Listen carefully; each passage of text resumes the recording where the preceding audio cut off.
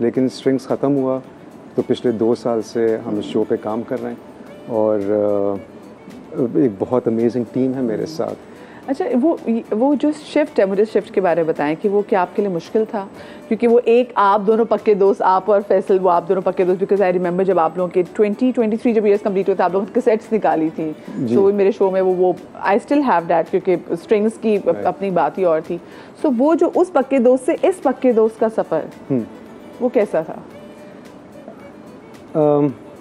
बहुत अच्छा था, क्योंकि जितना सैड मैं और फैसल थे स्ट्रिंग्स को ख़त्म करने में, हम दोनों का म्यूचुअल डिसीजन था। आप लोगों से कहीं ज़्यादा सैड हम लोग थे कि ये नहीं हो, मतलब ये हो गया, तो हम लिटरली रोए हैं जैसे पता नहीं कितना बड़ा ब्रेकअप हो गया। लेकिन वो ज़रूरी भी था मेरे ख्याल से, क्योंकि हम लोग आमतौर से इस रीजन में नहीं रियलाइज़ करते कि इंसान को कब किस चीज़ को खुदा हाफिज़ कहना चाहिए। पीक पे छोड़े कोई चीज़ तो बेहतर है, हाँ। बजाय ये कि लोग कह रहे हो भाई चले जाओ, भाई चले जाओ, पर्सनल इर्तिका के लिए। हाँ। तो हमने 6 स्टूडियो एल्बम्स निकालनी थी, कोक स्टूडियो के 4 साल किए थे, दुनिया भर में कॉन्सर्ट्स किए थे, सब कुछ हुआ था। अब हम उस एज में पहुंच गए थे जहां मैं अपनी ज़िंदगी भी डिस्कवर करना चाहता था, क्योंकि हमारी ज़िंदगी का फोकस सिर्फ स्ट्रिंग्स था और कुछ भी नहीं था। तो फैसल भी अपनी ज़िंदगी में अपने आप को डिस्कवर करना चाहता था। हमने कितना 18 साल के थे जब स्ट्रिंग्स बना था। वाओ। तो उस वक्त से अब तक सिर्फ स्ट्रिंग्स था हमारे लिए। तो हमने डिसाइड किया चलो स्ट्रिंग्स को खुदाफिज कहते हैं, कल अनाउंस करते हैं, बैंड ख़त्म। और तो ये वैसे उठे आप लोग और आप लोगों ने कहा ओके ठीक है स्ट्रिंग्स को हम ख़त्म करते हैं, या फिर तंग आ गए थे एक दूसरे से कि बस अब ठीक है एक दूसरे की शक्ल नहीं देखनी, कुछ ऐसा हुआ था? What happened? तंग बिल्कुल भी नहीं आया, अभी भी हम उतने ही अच्छे दोस्त हैं जैसे पहले थे। ज़िंदगी में यानी एक कंप्लेसेंसी सी आ गई थी, यानी बोरियत होना शुरू हो गई थी कि सेम चीज़ एवरी डे।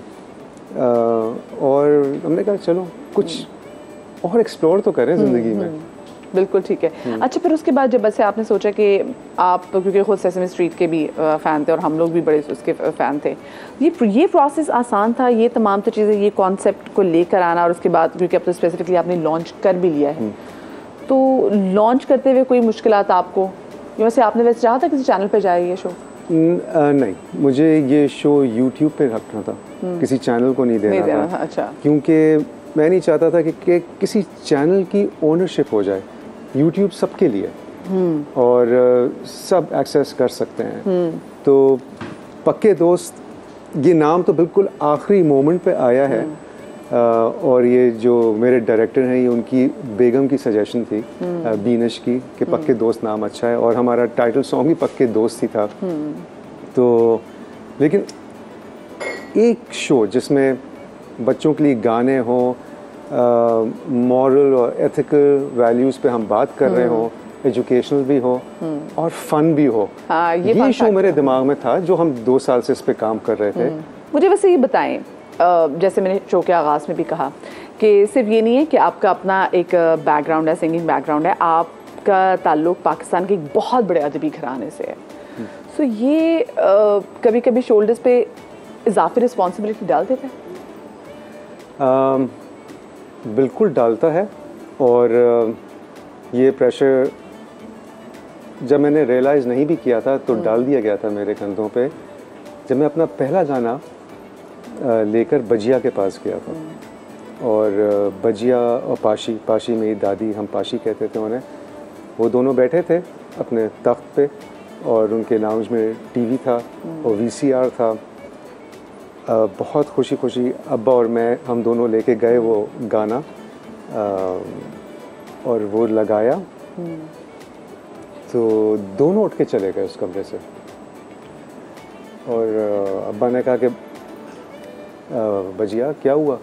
वो दोनों उठ के दूसरे कमरे में जाके बैठ गए, और बजिया काफ़ी नाराज़ थी और कहती हैं कि बिलाल, हमारा ख़ानदान जो है वो राइटर्स का ख़ानदान है और पोइट्स का ख़ानदान है, और मुझे कभी नहीं लगता था कि क्योंकि मैं गिटार पकड़ के गा रहा था और जो भी वो लाइटें रेड ब्लू ग्रीन चल रही थी, उनसे वो नहीं डाइजेस्ट हुआ। तो अब्बा ने भी कहा बजिया ये इसका शौक़ है और अभी ये पढ़ाई कर रहा है, जो भी कर रहा है ये इसका शौक़ है। तो अब क्या उम्र थी आपकी उस टाइम? मैं था 18 साल का। बहुत छोटी थी। मैं बहुत छोटा था। तो कॉलेज में था, हम लोग कॉलेज में थे, फैसल में कॉलेज में मिले थे। तो बजिया लेकिन वो देख सकती थी, आगे उनको पता था क्या होने वाला है। तो उन्होंने कहा बिलाल देखो, अगर तुमने ये डिसाइड कर लिया है कि ये तुम्हारी डायरेक्शन यही है तो मैं उसी वक्त इजाज़त दूंगी अगर तुम इसको एक डिग्निफाइड तरीके से लेके चलोगे और हमारे ख़ानदान पे कभी ऐसी कोई वो नहीं आने दोगे जिस पे हमें शर्मिंदगी हो। Oh my God, ये तो बहुत ज़्यादा बहुत ज़्यादा ना। तो वो चीज़ हमारे दिमाग में रह गई। तो आपने तभी देखा होगा स्ट्रिंग्स के जो वीडियोस होते हैं उसमें कभी ऐसी कोई चीज़ नहीं होती जिससे यानी किसी बड़े को कोई इशू हो। बिल्कुल। हाँ, मतलब कि हम कॉन्शियसली उस चीज़ को ऐसे रखते हैं। और कोई आने वाला है कि लॉन्च थी 2008 में और मैंने बजिया को कहा कि बजिया आप चीफ गेस्ट बन सकती हैं। उन्होंने कहा why not, I will come. तो उस वक्त मैंने कहा कि चलो, वो सफ़र जो 1988-89 में शुरू हुआ था, आज बजिया खुशी खुशी आ रही हैं। तो ये बड़ी अचीवमेंट है।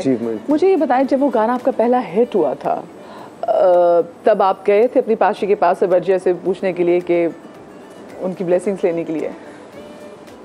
नहीं, अब हर दफ़ा नहीं जाता था। नहीं, जब एक दफ़ा हो गया तो लेकिन हाँ, मतलब कि पर देखा तो उनका कि देखिए हिट हो गया। देखा नहीं, हिट से किसी को फर्क नहीं पड़ता क्योंकि जो हिट का लेवल मेरे गाने का था उससे बहुत ज़्यादा हिट बाकी चीज़ें ऑलरेडी ख़ानदान में हैं। जी जी। तो उससे उनको कोई फ़र्क नहीं पड़ता, वो लोग घर की मुर्गी टाइप सीन है।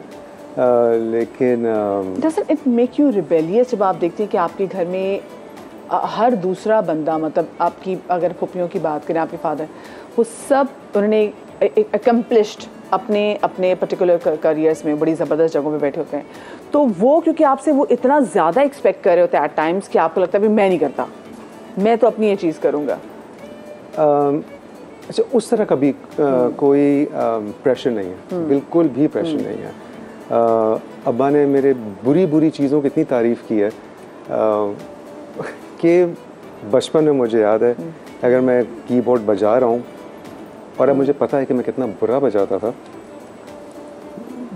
अपने दोस्त के यहाँ जा रहे हैं, बिलाल चलो चलो कीबोर्ड लेके चलो, और फिर चलो बिलाल सुनाओ, कोई आया घर पे बिलाल सुनाओ। मैंने एक ड्राइंग बनाई बहुत बुरी सी, अम्मी के पास ले गए, देखो देखो देखो बिलाल ने कितनी अच्छी बनाई है, कल अगले दिन फ्रेम होके लग गई घर पे। अनवर भाई ये कह रहे जो कि कितने बड़े पेंटर यानी हाँ, तो उन्होंने मुझे हर चीज़ पे इंकरेज किया है।